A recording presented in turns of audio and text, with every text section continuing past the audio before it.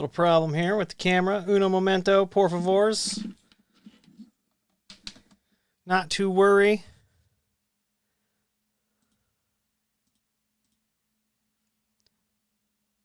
Just a second. Boom. There we go. Always an adventure. Happy June 25th, 2022. I hope you are all doing well this morning. Sorry about the technical issue. Let me know over in the chat if you can hear me. Good morning, Cody. Let me know if you can hear me, see me. Let me know in the chat. Good morning, Cody, Gina, Ryan, Zach. If you need IT consulting, go to williehowe.com. If you're just bored when I ask some IT questions, head over there. So, all right.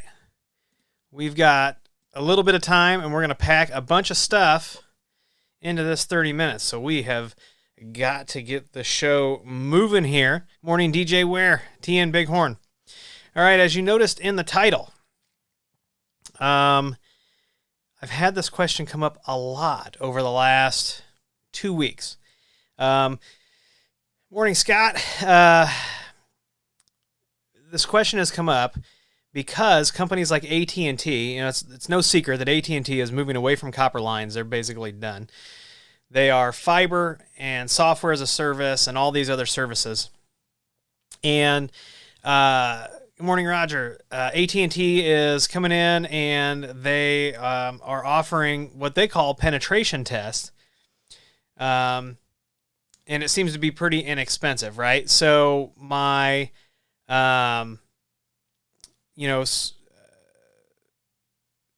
is it a vulnerability scan or is it a penetration test, right? And so some people in security don't make a clear line between the two.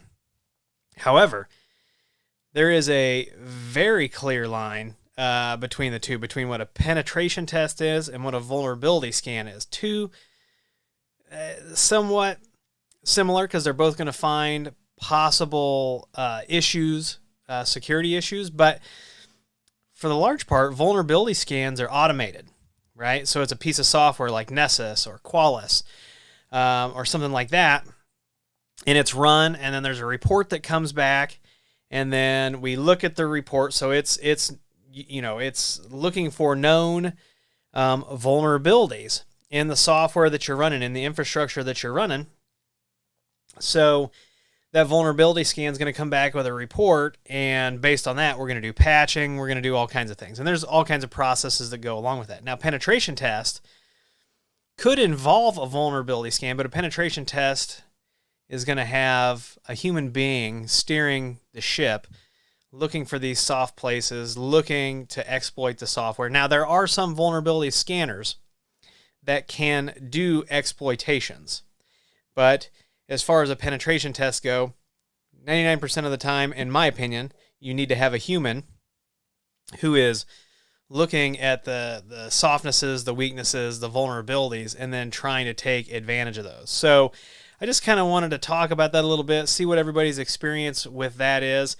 If you own a business and you've got cyber liability insurance, if you have to be accountable to PCI, SOX, HIPAA, GDRP, any of these frameworks, you should know what a pen test and a vulnerability scan is.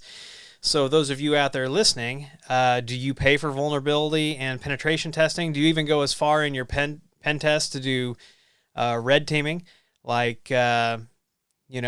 So, okay, so there's Theo's answer. First answer, vulnerability scan takes a few hours. I spend up to 40 hours on a pen test. So Theo is exactly correct. So, and then Gene says pen testing also involves social engineering, lockpicking, etc. So it can, right? It depends on the engagement. So anytime you're partaking in any of these activities as the professional, you need to make sure that you have your legal ducks in a row. Red teaming, as we saw just a few years ago with Coal Fire Incorporated, they had a contract with the state of Iowa. And they were doing, physical penetration testing, red teaming, right, for courthouses. And I think they had successfully engaged 2 courthouses, had the reports, things like that. Well, they show up to this 3rd courthouse, and somebody had propped the door open. It's the middle of the night, and so instead of going, inside and considering it a win, the pen testers, the red teamers, they shut the door, and then they broke in, which set off the alarms, and local authorities were not aware of this engagement. So it ended up being a mess. You can look up, just Google Coal Fire Incorporated in Iowa, and you'll be able to read all the stories about that. But there's a really good reason that you need to have all your legal ducks in a row, all your insurance stuff in a row. Ryan asks, would that insurance company pay for a pen test? So some insurance companies have incentives for companies that are going through this, right? So you might be able to get a certain percentage off, or if you use a preferred vendor, which don't even get me started on that, you might get a certain discount. But a lot of to get your cyber insurance, you're going to have a lot of these things done in the future. It's getting stricter and stricter, even for smaller companies, because they finally paid out enough. They're like, okay, this is ridiculous. And I've been saying it for years. If you've been following me, an ounce of prevention is worth a pound of cure, right? So, but anytime money gets involved in big corporations like that, who knows what's going on, right? I'm sure that somebody is sitting on a beach, probably not listening to this, sipping their drink, and, they've made themselves very wealthy over this, which, I am not against that, but we got to have some good come out of it too, which these security frameworks, they do provide a really good direction, and, NIST, NIST, if you follow their frameworks, whatever frameworks you follow, you're going to see a lot of overlap in those for best practices, right? So it's definitely interesting. So there is definitely a distinction, and vulnerability scans, sometimes we have scans that take, just because of the number of IPs and the services and things like that, that'll take 4 or 5 days to run, even with the automated software. And I do vulnerability scanning for companies. We do it on a very small scale with companies that we've worked with before. So Gene says, I know a pen tester who has gotten into places just because of his fancy looking aluminum clipboard. Yeah. And that's the thing, right? So if you're doing a physical test and you look like you're supposed to be there, and you have the confidence like you're supposed to be there, you can pretty much get in anywhere. Just go to, morning JH, just go to, I almost said the costume store. Just go to the uniform store, your local uniform store. And, you can pick up, uniform shirts that don't have patches, go to eBay, buy some patches. And I'm not saying that you should do this. This is totally bad advice. I'm just using this as an example, right? So if you go to eBay, you can find a lot of patches for a lot of services. You could iron one onto a shirt, and then you look like you're supposed to be there. This is fraud, by the way, so do not do this. Huge disclaimer, do not commit fraud. Do not commit fraud. I do not endorse that or think it is a good idea, but people do it all the time. So, all right. What else are we going to talk about today? So we talked about the difference between a pen test and a vulnerability scan. Huge difference, huge difference. Also, if you watched my video on SRM 1.3, Ralph says auditors can pretty much walk in anywhere. So now there's even a bigger difference between an audit, a pen test, and a vulnerability scan, because the pen test and the vulnerability scan may be part of the audit, right? And the thing with audits is it depends how it's set up. But a lot of times auditors can only audit the artifacts that they're given, right? Which is why you may need that pen test that's done by a third party. You may need that vulnerability scan that's done by a third party, because auditors can only audit the artifacts that they're given, which makes, just go out there and look at some of the audit failures that have happened over the last 10, 15 years. A quick Google search is going to show you that, because auditors only audit the artifacts that they are given, So if you're going to do a third-party audit, IT audit, let them run the vulnerability scan, let them run a pen test, and then, they may find things that you don't know, are going on, right? So, and that's scary and eye-opening. So Theo says, legal won't let us wear any branded company logos during a physical pen test. Yeah, the legal on this is absolutely, rightly crazy, right? So, good morning, Alonzo. CH, good morning. Good morning, Harry. All right, so SRM 1.3, you saw me install it on my RT 2600 AC. It's a fantastic release, the latest release. Going to be rolling out a lot of new VPN servers with this. But Unky Joe's not in the house. I didn't see. But Unky Joe was correct. And they do limit you to 5 networks. So we have the original untagged network. We have the guest network, which had automatically created that tag network. And then I was only able to create 3 additional networks for a total of 5 networks. So I'm not really going to complain about this. I'm not really upset about it.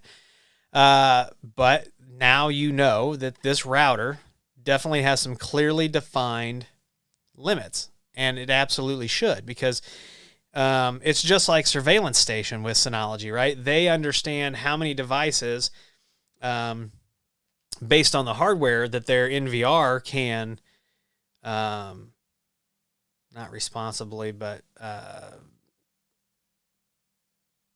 with the with the resources that it has, how many cameras that it can use, and so they limit you on that as well. So good on Synology for putting a limit on those networks and understanding the limits of the hardware.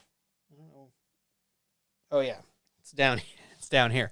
But I will tell you that the mesh point setup with the wired backhaul has never been easier, and you do control all the devices from your main device, and it's literally, I'll do a video on it, but it's literally as easy as plugging the WAN port from one of your remote units, the WAN port into a LAN port, and then running the mesh setup, and it detects it, it upgrades the firmware, it does all of the setup, everything that you need. It's fantastic.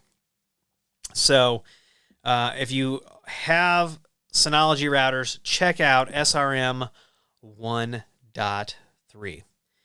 All right, so the other thing that I want to talk about, if you're interested in that on-site Grand Stream training, that is August 1st through the 3rd, Peoria, Illinois, and there are only 4 seats left in the training. So if you're interested in that, make sure you're going down to our website, you're filling out the contact form, or you're hitting that Grand Stream training form and getting signed up. So I am sending out the bills over the next few days for that.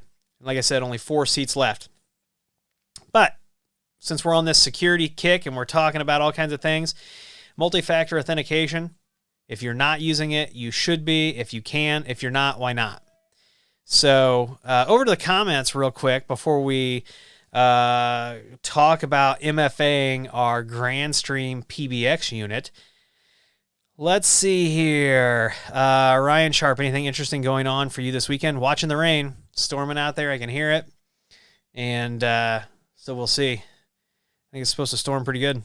Jade says, the biggest argument I've had with someone about security is that 802.1x was secure, and I was on the side that it's just automation, not security. I mean, it depends, right? So 802.1x, if you're just using MAC addresses, you can probably spoof that. If you are using certificates, and I mean, there's ways to make it more secure. So it's probably something we could hash out for a couple hours. And Tim says, sign up for the training. Yes. If you want that Grand Stream certified professional training and certification, make sure you get signed up. Pedro says, how many nodes can be connected wireless to the main router? That's a good question. Most of the wired ones that we've done, we've only had the main unit and then 2 remotes. So I can't answer that.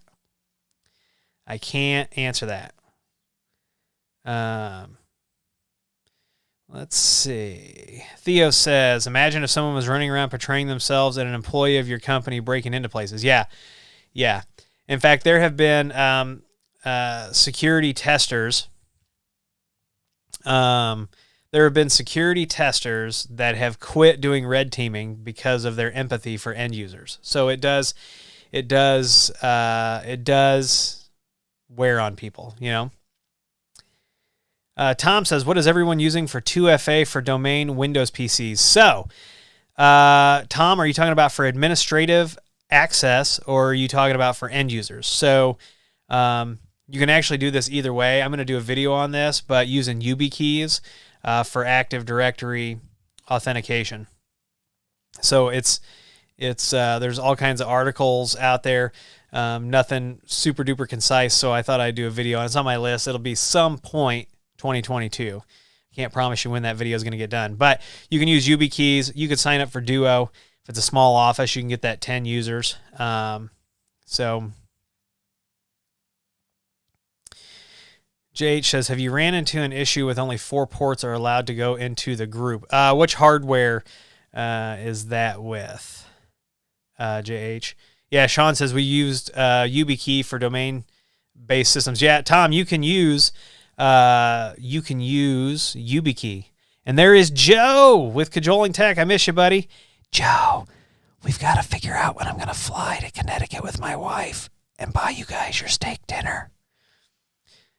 So on Juniper? Yeah, I haven't done anything with Juniper like that in a long time, JH, so I can't answer you. I'd have to get my hands on some hardware.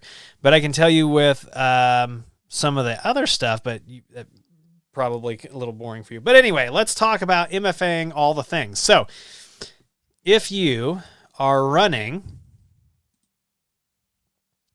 a GrandStream UCM 6300 series, I've got a full series of videos that I need to get out on this.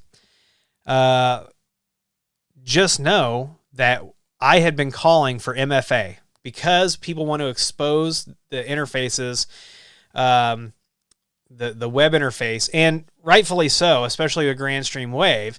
I kept telling, we got to have MFA. You have to have MFA. You have to have MFA. So now if we go to maintenance, user maintenance, and we go to my admin account and we edit it, you can see there is now a multi-factor authentication. It's been in the firmware for a couple releases.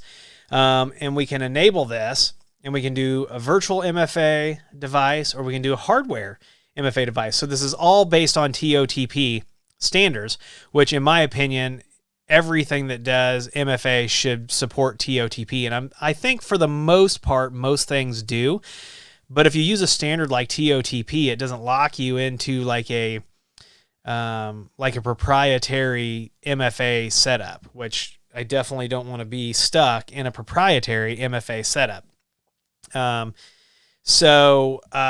it's also very important, that you do your email setup. Like you saw, I released a video on the, setting up email with your GrandStream 6300 series.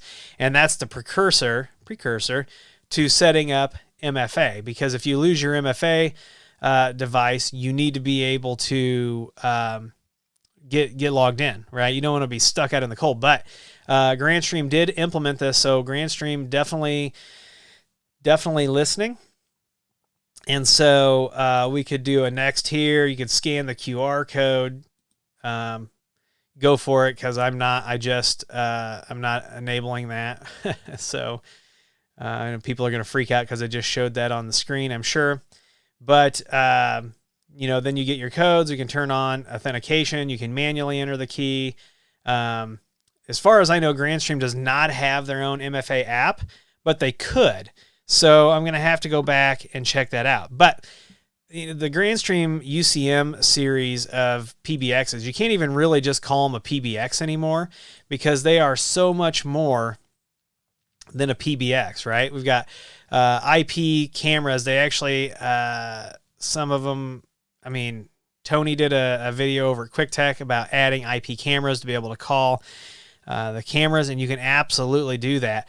But there are so many other things that this system can do. It's not even real, especially for the price. It's absolutely insane, the value that you get. So, and if they ever release this as a piece of software, that's a game changer, right?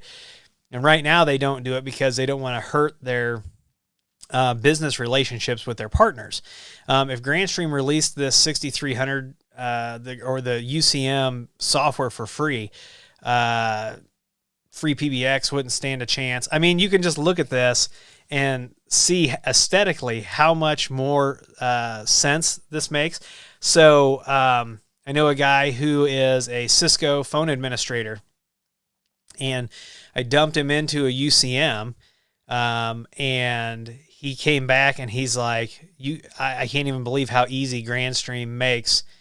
I didn't have to tell him anything. He was able to figure it out. And we started talking about how with Cisco, you got to have call partitions and you got to do all this stuff. And like Cisco made phone systems so overly complicated that you might as well be running a Mitel or a Toshiba that's end of life. There's absolutely no reason for your PBX to be overcomplicated. So, you know, companies like Grandstream and 3CX, they make it way easier. Even free PBX, you know, the interface is just, it's unwieldy. And I can take someone who's not a voice person, who's not a voice over IP person, I can put them in front of a Grandstream UCM, and they can literally, as a non-IT person, as a non-voice person, they can go in here, they can set up extensions. I mean, it takes 5 minutes to show them how to do things. And, you know, once you get to troubleshooting and things like that, that's a little different. And that's one of the emphasis of the Grandstream Certified Professional class is the troubleshooting, you know, talking about like codec mismatches, being able to do packet captures and read a Wireshark packet capture.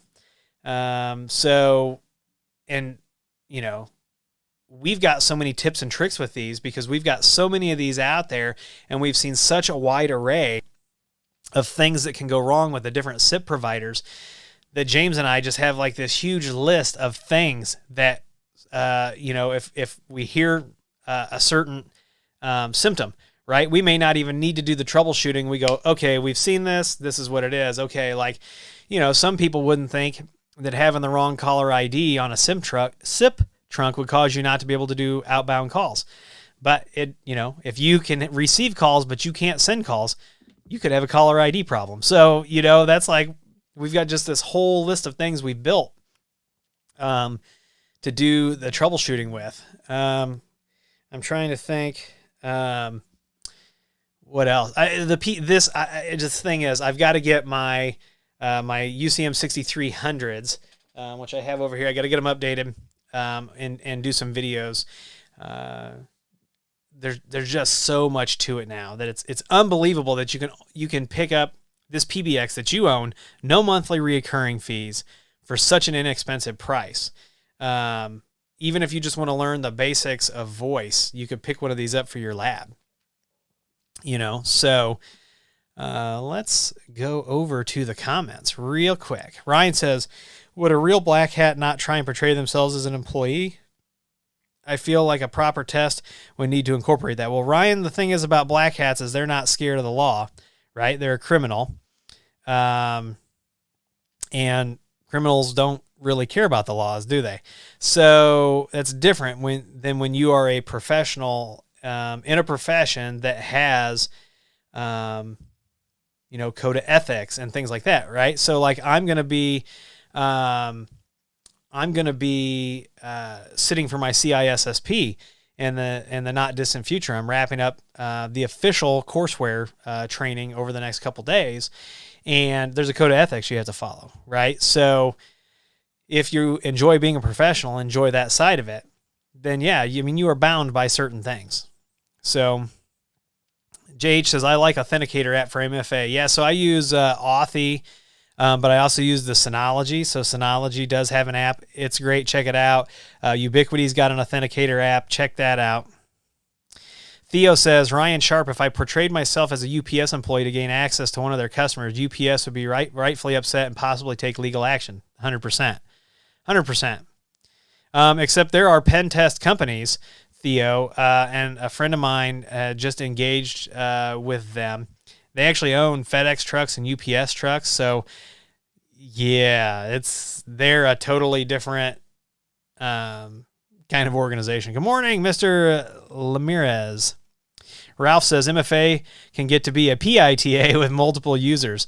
We ended up having an IT phone that just stays in the office. So yeah, sometimes you can run into those challenges. One of the things that I like about MFA is we can relax password change requirements with MFA. So, you get more time before your password changes.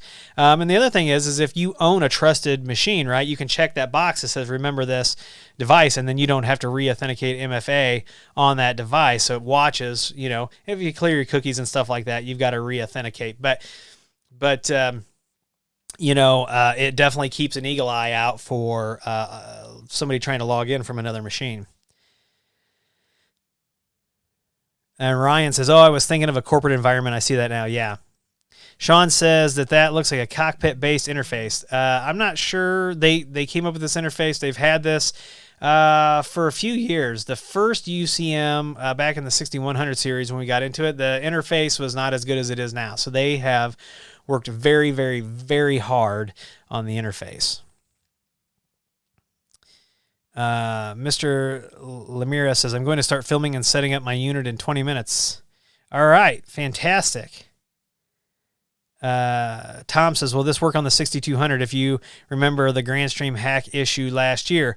I don't think, no, I checked my UCM. I even made sure it was on the latest 6200 series.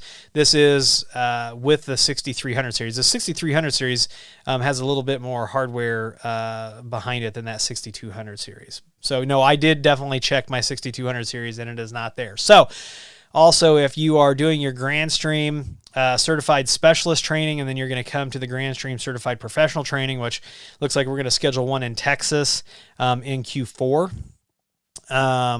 Possibly. It's not a done deal yet.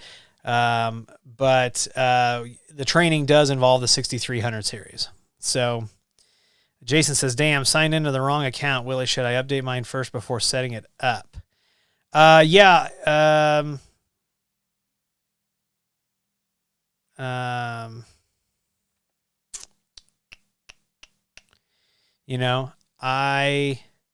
It's totally your choice. I always recommend latest firmware, but I know that there is the wizard. So if you do factory default it, Jason, you can get that wizard back again if that's kind of what you're worried about. But so I do want to thank you all for being here this morning. Like I said, if you want to sign up for that GrandStream training, make sure you head over to our website. If you need any help with anything, you're just bored, you want to fire off a message, but let us know. So thank you to everyone for being here this Saturday. I hope you're doing well. I hope things are going as you expect. So I am going to wrap it up and head out of here. So once again, I'm Willie. Enjoy your Saturday. Be awesome. And as always, I'll see you in the next video.